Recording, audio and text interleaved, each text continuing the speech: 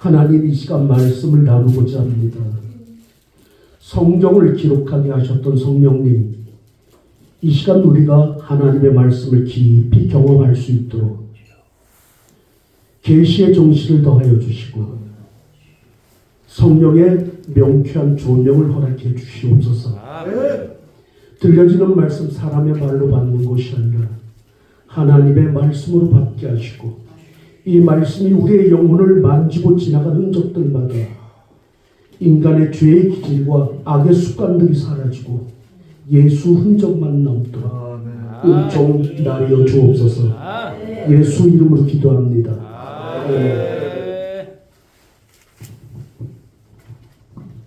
누가복음 24장 46절의 말씀입니다. 예수께서 말씀하십니다.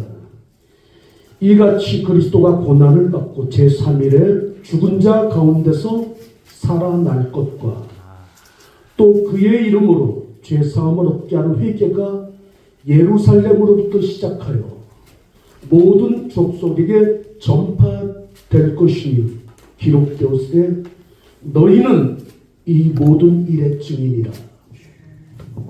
그리고 이어 말씀하십니다. 내가 내 아버지의 약속한 것을 너희에게 보내리니 너희는 위로부터 능력을 입히울 때까지 이 성에 유하라. 제자들에게 있어 예루살렘은 두려움의 대상입니다. 그들의 스승이었던 예수가 잡혀 십자가에 처형된 곳이고 또 제자들 또한 발견될 때에는 예수와 같이 처형될 것이 분명합니다. 가능하면 예루살렘으로부터 멀리 떨어져 있어야 안전을 보장받을 수 있습니다. 그러나 예수는 제자들에게 예루살렘을 떠나지 말라라고 분부하십니다. 왜? 내가 내 아버지의 약속하신 것을 너희에게 보낼 것이다. 너희는 그 약속하신 바 위로부터 능력을 입히울 때까지 이 성 예루살렘을 떠나지 말라고 분부하십니다. 누가가 기록한 누가복음의 제2탄이라 말하는 사도행전 제1장입니다. 예수께서 이제 아버지께로 돌아가실 때가 되었습니다. 감람산으로 제자들을 모읍니다. 그리고 그들에게 마지막 분부합니다. 1장 4절의 말씀입니다. 예루살렘을 떠나지 말고 내게 들은 바 아버지의 약속하신 것을 기다려라. 요한은 물로 세례를 베풀었지만 너희는 몇 날이 못 되어 성령으로 세례를 받게 될 것이다. 그리고 8절입니다. 성령이 너희에게 임하시면 너희가 권능을 받고 예루살렘과 온 유다와 사마리아와 땅 끝까지 이르러 내 증인이 될 것이다. 예수께서 제자들과 약속하신 것이 바로 성령의 권능이었습니다. 이 성령의 권능을 받기 위해 너희는 예루살렘을 떠나지 말라고 분부하신 겁니다. 그렇다면 이 권능을 뭐라 말합니까? 권능은 권세를 행사하는 능력을 말합니다. 인간의 힘과는 비교할 수 없는 하나님의 탁월한 능력, excellent of power, 탁월한 능력을, 힘을 권능이라 말합니다. 그렇다면 권세는 무엇입니까? 권세는 하나님과 관련된 피조세계에 대한 지배력을 말합니다. 다시 말해 하나님께서 인간들에게 위임하신 피조세계를 지배하는 힘, 엑수시아를 말합니다. 이 권세를 행사하는 능력을 권능이다 라고 말합니다. 권세와 권능의 본질은 사람이 아닙니다. 하나님이십니다. 그러나 성령이 우리에게 임하게 되면 이 권세를 행사할 수 있는 권능이 우리에게 임하게 된다는 사실입니다. 성경에서 말하는 몇 가지 권세가 있습니다. 계시록 6장 8절이 말하는 사망의 권세가 있습니다.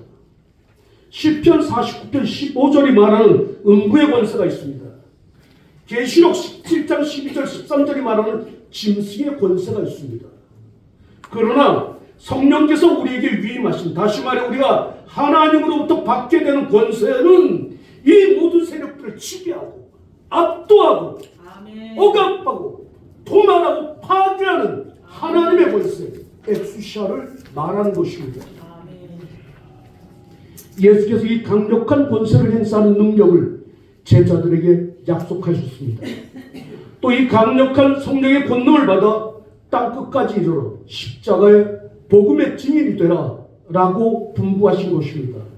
이 권능을 두나미스 이렇게 말합니다. 이 두나미스, 성령의 권능은 다이나마이트와 같은 폭발적인 힘을 말합니다. 이 폭발적인 힘은 그냥 힘이 아니라 옴니파워, 불가능을 가능케 되는 전능하신 하나님의 힘을 말합니다. 뿐만 아니라 이 권능은 살아 역사하는 역동적인 에너지입니다. 그러므로 이 성령의 권능을 받은 사람은 세상이 감당치 못하는 존재가 됩니다.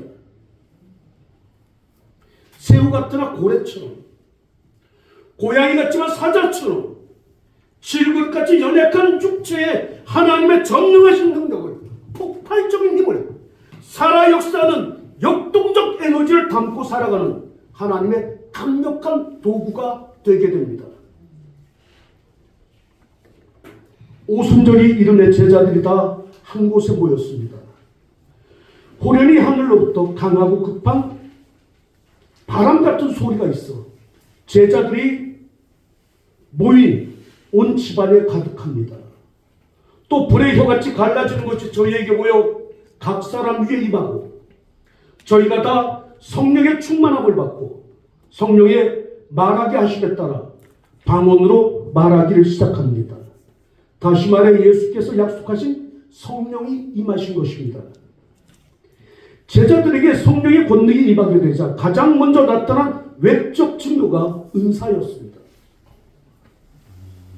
우리가 주변에서 흔히 보게 되는 성령의 충만한 외적 증거, 진동이나 방언입니다. 성령이 임하게 되면 몸에 진동이 옵니다. 신학자 메투엘리는 이렇게 말합니다. 기도할 때 우리 몸에 일정한 진동이 임하는 것은 성령께서 우리 안에 내지에 계심의 외적 증거이다 라고 말합니다. 성령의 권능이 우리에게 임하게 되어지면 그 증거로 은사가 나타나게 되는 것입니다. 은사는 하나님께서 값없이 주는 선물을 말합니다. 그러나 저는 이 시간 은사를 고린도전서 12장 8절에서 11절로 말하고 있는 신령한 능력적 차원에서 여러분과 말씀을 나눠보겠습니다. 하나님은 하나님의 일들을 맡은 종들이 하나님의 일을 함에 있어 유익하도록 가장 은사를 허락해 주십니다. 고린도전서 12장 이 은사의 종류에 대해서 잘 기록하고 있습니다. 저는 이 시간 은사에 대한 몇 가지 속성이 있습니다. 이 속성을 한번 다뤄보도록 하겠습니다. 첫 번째가 주권성입니다. 고린도전서 12장 11절입니다. 이 모든 일은 같은 성령이 행하사 그 뜻대로 각 사람에게 나누어 주시느니라. 은사는 하나님의 선물로 우리에게 임하지만 은사의 주체는 하나님입니다. 다시 말해 우리가 소유하고 있지만 하나님의 것이다 이 얘기입니다. 하나님께서 하나님의 뜻에 따라 은사를 나누어 주시고 또 이 은사를 통해 우리 가운데 하나님께서 일하십니다. 그리고 하나님께서 우리에게 은사를 주실 때는 목적이 있습니다. 이유가 있다 이 말입니다. 그러므로 하나님의 목적에 따라 은사를 사용해야 됩니다. 마치 내가 받은 은사가 내 것이냐 내 멋대로 내가 하고 싶은 대로 사용해서는 안 됩니다. 반드시 하나님의 뜻에 따라 하나님의 영광을 위해 하나님의 이름으로 하나님이 원하시는 때에 하나님이 우리에게 가르쳐 주신 방법대로 사용되어져야 됩니다. 두 번째 은사에 대한 다양성과 통일성입니다. 고린도전서 12장 4절입니다. 은사는 여러 가지나 성령은 같고 역사는 여러 가지나 모든 것을 사람 가운데 역사하시는 하나님은 같다. 여러 사람에게 다양한 형태의 은사가 임하지만 이 모든 은사는 한 성령께서 주셨다 이 얘기입니다. 그러므로 서로 다른 사람들의 은사에 대해 존중해 줘야 됩니다. 왜? 그분도 성령으로부터 받았기 때문입니다. 성령께서 성령의 목적에 따라 주셨기 때문입니다. 그리고 은사가 다를지라도 서로 다양성들을 인정해 줘야 됩니다. 마치 내가 받은 은사가 최고고 내가 받은 능력이 최고인 양 다른 사람들의 은사나 능력들을 비하하거나 평가절하거나 무시해서는 안 됩니다. 왜? 성령께서 주셨기 때문입니다. 또 어떤 은사가 더 크고 어떤 은사가 더 작은지 소위 말해 은사의 경중을 따져서는 안 됩니다. 모든 은사가 다 귀하고 모든 은사가 다 성령으로부터 왔다는 사실을 인정하고 우리가 받아들여야 됩니다. 굳이 말하자면 바울은 고린도전서 12장 31절로 이렇게 말합니다. 너희는 더 큰 은사를 사모하라. 그리고 고린도전서 13장으로 바로 사랑에 대해 말합니다. 이 말은 더 큰 은사가 사랑이고 또 모든 은사는 사랑 안에서 행해져야 된다라는 사실을 강조하고 있는 겁니다. 셋째, 은사의 유익성입니다. 고린도전서 10장 7절입니다. 각 사람에게 성령의 나타나심을 주심은 유익하게 하려 함이라. 성령께서 우리에게 은사를 주신 목적이 교회와 성도들을 유익하게 하기 위해서입니다. 은사는 성도의 생활에 여러 가지 유익을 줍니다. 기도할 때에도 하나님을 알아감에 있어서도 또 믿음의 성장해감에 있어서도 여러 유익을 우리에게 제공해 줍니다. 뿐만 아니라 교회의 성장과 교회 내신을 도모함에 있어서도 큰 유익이 됩니다. 그러므로 하나님께서 우리에게 주신 각양의 은사들을 유익한 일에 유익하도록 사용해야 됩니다. 마치 내가 받은 은사가 나의 능력의 과시이냐 자기 자랑이나 혹 그런 사람들은 없겠지만 경제적 이익의 수단으로 사용되어서는 안 됩니다. 넷째, 은사의 건덕성입니다. 고린도전서 14장 3절 4절입니다. 방언을 말하는 자는 자기의 덕을 세우고 예언을 말하는 자는 교회의 덕을 세우라. 그리고 고린도전서 14장에 덕을 세우라, 덕을 세우라 계속해 덕을 세워갈 것을 강조하고 있습니다. 이 말은 은사 받은 자는 은사 사역을 통해 교회와 성도 간에 덕을 세워야 된다 이 얘기입니다. 덕이 되지 않을 경우 은사 사역은 중단 대비 현명합니다. 은사 받은 사람들에게 따라오는 것이 있습니다. 바로 교만과 자기 자랑입니다. 그래서 은사 받은 자들로 인해 교회 내부에 무리를 일으키는 죄가 왕왕 있기도 합니다. 성령의 권능은 다이나마이트 같이 강력합니다. 또 폭발적인 힘이 있습니다. 그러나 반면에 겸손하고 인격적이고 도덕적 지혜도 성령의 능력 안에 권능 안에 포함되어져 있습니다. 이것은 마치 동전의 양면과 같습니다. 은사에 있어 신령한 능력만 볼 것이 아니라 은사 사역이 교회와 성도들 간의 덕이 되도록 또 다른 속성인 겸손함과 인격적인 것과 도덕적이고 윤리적인 지혜를 겸비해야 은사가 은사다워집니다. 은사가 하나님의 능력을 하나님의 영광을 나타낼 수 있게 됩니다.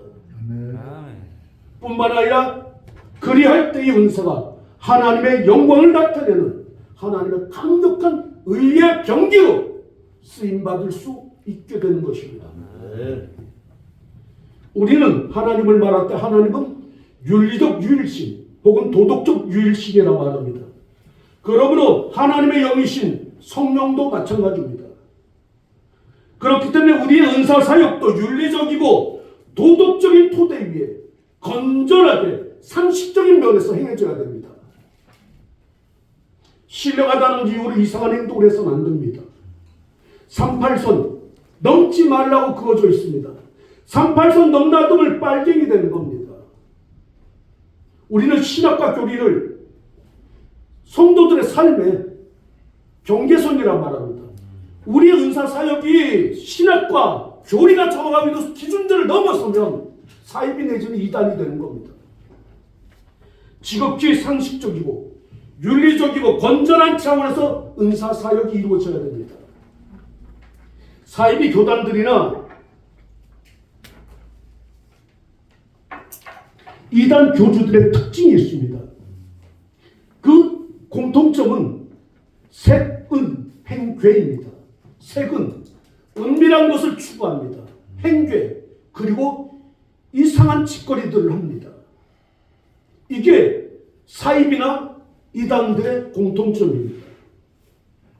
은사사역은 건전해야 됩니다. 투명해야 됩니다. 선명해야 됩니다. 왜? 성령 자체가 하나님 자체가 선명하시고 정확하신 분이기 때문에 그렇습니다. 그 목사님 안 봐도 잘 압니다. 맞습니다. 이렇게 돼야 됩니다. 우리들의 은사사역도 안 봐도 잘 압니다. 그분 아멘 합시다. 아멘. 아멘. 이렇게 돼야 됩니다. 아멘.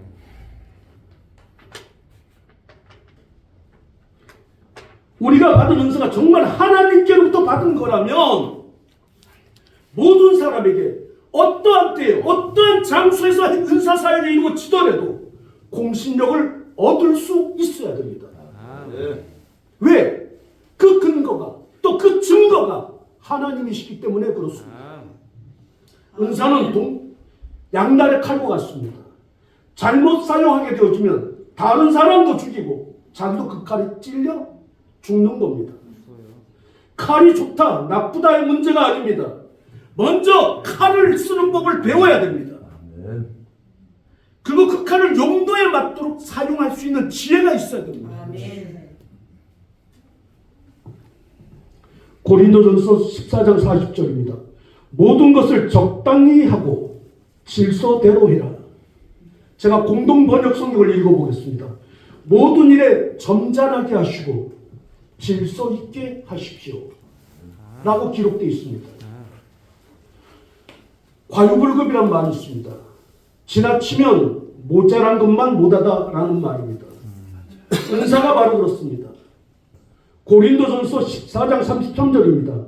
하나님은 어지러움의 하나님이 아니시오 오직 화평의 하나님이십니다. 공동번역 성경입니다. 하나님께서 바라시는 것은 무질서가 아닙니다. 평화입니다. 벌써 오래전 이야기입니다. 제가 알고 있는 목사님 중에 교회 이름이 불사랑교회입니다. 교회 이름이 심상치 않아 제가 조심스럽게 여쭤봤습니다. 목사님 무슨 사연이라도 있습니까? 그러자 그 목사님께서 입을 여셨습니다. 교회를 개척했는데 10년이 지나도 새신자 하나 방문이 없더라는 겁니다. 그런데 11년째 접어드는 정월 초하루 1월 1일 날 저녁을 먹다 보다 못한 사모님이 불호령을 칩니다. 인간아 너도 인간이면 염치가 좀 있어라. 개척한 지 10년이 지났는데 왜 도대체 교회가 이 모양 이 꼴이냐. 교회가 이 모양 이 꼴이면 너가 목사인데 금식하다 죽든지 아니면 나 고생 그만하라고 문 닫아야 될 것 아니냐. 교회가 이 모양 이 꼴인데 밥이 넘어가냐 이 모지라. 새벽부터 한 소리 듣고 나니까 목사님이 서럽기도 하고 속이 터져서 무작정 버스를 타고 삼각산으로 갔습니다. 오래전 이야기입니다. 서럽기도 하고 속도 뒤집어지고 밤새 소리 지르며 기도하는데 새벽쯤에 갑자기 눈앞이 환해지는 거예요. 그리고 먼 산 위로 큰 불덩어리가 하나 떠오릅니다. 그러던 이내 목사님 쪽으로 떨어집니다. 그리고는 목사님 몸속으로 훅 들어옵니다. 얼마나 뜨거운지 견딜 수 없어 눈 손맛대 뒹굴 얼마나 구르다 보니까 눈이 녹아서 몸이 갑옷이 됐습니다. 진흙투성이 됐어. 난리통에 신발이 벗겨질 줄도 몰랐는데 찾아보니까 신발 하나가 없는 겁니다. 집에는 가야 되겠고 추위 옛날에 기상기도 해봤지 않습니까? 추위 견디기 위해 비닐봉지 가지고 다니지 않습니까? 그걸로 한쪽 발을 쌌습니다. 묶었습니다. 어느덧 허란히 동이 터오는데 산 위에서 흙투성이 된 한 인간이 한쪽 발에 비닐을 두르고 그러고 내려오는 거예요. 그 모습을 본 사람들마다 다 한마디씩 합니다. 어느덧 동네 어귀에 도착했습니다. 근데 도저히 쪽팔려서 교회 갈 수가 없는 거예요. 이 동네 모든 사람들 다 목사인지 아는데 온몸에 흙투성이하고 한쪽 발에는 비닐을 묶고 그 동네 어귀에 이렇게 서 있는데 눈앞에 이상한 광경이 펼쳐지는 겁니다. 아니 분명히 우리 교회인데 교회 위로 비 같은 게 막 쏟아지는 거예요. 그 종탑 위로만. 자세히 보니까 비가 아니라 불비인 거예요. 불비. 아멘. 아니라 싶어 다시 한번 자세히 봤는데 분명한 겁니다. 불비가 당신의 교회 종탑 위로 쏟아지고 있는 겁니다. 이거 큰일 났다 싶어 팍 쪽팔린 줄도 모르고 달려 교회 계단을 지하철 쪽으로 내려오는데 아니 교회 안에서 웬 여자 울음소리가 들리는 겁니다. 문을 열어보니까 웬 할머니가 강대상 밑에 머리를 이렇게 쳐박고 엉덩이를 위로 치켜들고 대성통곡을 하고 있는 겁니다. 근데 이때 목사님 귀에 성령의 음성이 들려지는 겁니다. 야 아무개 목사야 가서 저 번쩍 들고 있는 궁둥이를 발로 차버리라는 거예요. 아니 하나님 제가 그래도 목사인데 어찌 기도하고 계신 할머니 궁둥이를 발로 차버립니까? 내가 책임질 테가 가서 차라. 에라 모르겠다. 성령께서 강권하시게 차버렸습니다. 그러다 할머니 기도하다만 웬 날벼락이가 싶고 내가 떨어져서 얼음판 자빠진 송아지 썩는 벌떡벌 느끼고 이렇게 쳐다보니까 희한하지도 않은 이걸 이러고 서 있는 거예요. 한쪽 발에는 비닐을 두르고 온몸으로 투성이가 된 게. 그래서 할머니가 물어봤습니다. 당신 누구요? 내가 이 교회 목사요. 근데 그때 목사님의 마음속에 또 성령의 음성이 들려집니다. 저 할머니 아내 몸속으로 손을 집어넣어라. 아니 목사님, 자 하나님 아무리 그래도 이분이 나이 드셨어도 여자인데 어찌 이 속으로 손을 집어넣습니까? 그래서 너라면 너라 내가 책임진다. 옛날에 왜 목배바지라고 있었잖아요. 그리고 속에 입는 옷을 뭐라고 써요? 속옷? 꼬쟁이? 꼬쟁이에 보면 이렇게 주머니 달려 있잖아요. 예, 그 얘기를 하는 겁니다. 손을 쑥 넣어보니까 뭐가 제일 피는 거예요. 꺼냈습니다. 이게 뭐요? 그러니까 할머니가 말합니다. 내가 며느리, 아들, 손자, 손녀 넷이 살았는데 아들이 매일 모유라동포야. 빠는 거예요. 그리고 알코올 중독이 되니까 직장 생활도 못합니다. 그래서 며느리가 참다 남편의 주사 때문에 집을 나가버린 거예요. 그러니까 집 나가니까 아들은 더더욱 술 먹죠. 그리고 주사를 부립니다. 그리고 이제 막 사춘기에 접어든 손주와 손녀가 있는데 이 아이들이 아빠와의 생활을 감당을 못하고 또 손주 손녀 돌봐야죠. 아들 보살펴야죠. 참다 못해서 목사님 제가 마지막으로 하나님 앞에 한번 기도하고 이 약 먹고 죽으려고 들어왔습니다. 어찌저찌 목사님이 이 할머님을 설득했습니다. 또 집에 찾아가서 신방 예배했습니다. 아들 잘 설득해 술 끊고 아멘. 술 끊고 직장생활도 잘하고 손주 손녀도 교회 나오고 할머니도 교회 나오고 또 할머니가 며느리 때 전화했습니다. 네 남편 애기 아빠 술 끊고 교회 생활 잘하고 직장도 잘 다니고 있다. 며느리도 돌아왔습니다. 이렇게 교회가 부흥되기 시작하더니 그해 출석교인 20명이 넘었다는 얘기가 있었어요. 하여희 목사님께서 반석교회라는 이름에서 불사랑 교회 바꿨다는 겁니다. 사랑하는 동력자 여러분, 성령불 받으면 하나님의 권능이 우리 가운데 임합니다. 성령의 권능이 임하면 묶인 것들이 풀어집니다. 닫힌 것들이 열려집니다. 흩어진 것들이 모여집니다. 자빠진 것들이 다시 일어섭니다. 이 모든 역사는 하나님의 능력이 우리와 함께 계신다는 외적인 증거들입니다. 성경은 말합니다. 할 수 있거든이 무슨 말이냐? 믿는 자들에겐 능치 못할 일이 없느니라. 힘이나 능으로 되는 것이 아니다. 하나님의 신으로 된다. 내게 능력 주시는 자 안에서 내가 모든 걸 할 수 있느니라. 늘 일편단심 성령에 수고하시는 동력자 여러분, 여러분들에게 강력한 하나님의 권세와 권세를 부리는 하나님의 권능이 충만히 임하기를 기원합니다. 앞으로의 사역들도 성령으로 뜨겁게, 말씀으로 새롭게, 은사로 강하게 역사하는 주의 장조하여 붙들림 받으여 한 시대 마음껏 쓰임받는 주의 종들이 되시기를 주의 이름으로 축원합니다. 기도합니다. 주님, 함께 나눈 말씀이 우리 삶의 성취되어지도록 은총 나누어 주옵소서. 예수 이름으로 기도합니다. 아멘.